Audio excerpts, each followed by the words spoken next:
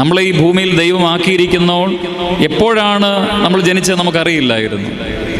ദൈവത്തിൻ്റെ ഹിതമായിരുന്നു. എപ്പോഴാണ് മരിക്കുന്നതെന്നും വിശുദ്ധന്മാർക്കറിയാം, ശുദ്ധിമതികൾക്കറിയാം. നമുക്ക് അത്രത്തോളം അറിയാൻ പറ്റിയാൽ അതൊരു പ്രാർത്ഥനയാകണം. അതറിയാൻ പറ്റുമെങ്കിൽ ഭാഗ്യമാണ്, പരുമല തിരുമേനിയെ പോലെയൊക്കെ. അപ്പോൾ നമ്മുടെ ജീവിതത്തിൽ ലക്ഷ്യങ്ങളുണ്ടാകണം.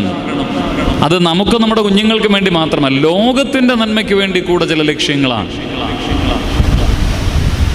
നമുക്ക് ചില ലക്ഷ്യങ്ങളുണ്ടാകണം. അടുത്തത് എന്താണ്?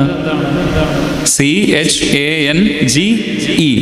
നമ്മളൊക്കെ പള്ളിയിൽ പോകുന്നവരാണ്. പലരും ഇന്ന് ചോദിക്കുന്നുണ്ട്, ചെറുപ്പക്കാരൊക്കെ, എന്താണ് ഒരുപക്ഷെ പള്ളിയിൽ പോയതിൻ്റെ ആവശ്യം എന്താണ്? എമ്പതി എന്നതാണ് സ്പിരിച്വാലിറ്റിയുടെ എസൻസ് എന്ന് പറയുന്നത്. അപ്പം നമ്മൾ ഇന്ന് കൂടി വന്നു, പ്രാർത്ഥിക്കുവാനായിട്ട് നമ്മൾ വന്നു. വിശക്കുന്ന ഒരാളെ കാണുമ്പോൾ അവരുടെ ഒപ്പമാകുവാൻ, ബുദ്ധിമുട്ടിലായിരിക്കുന്ന ഒരാളെ ഒന്ന് ആശ്വസിപ്പിക്കുവാൻ,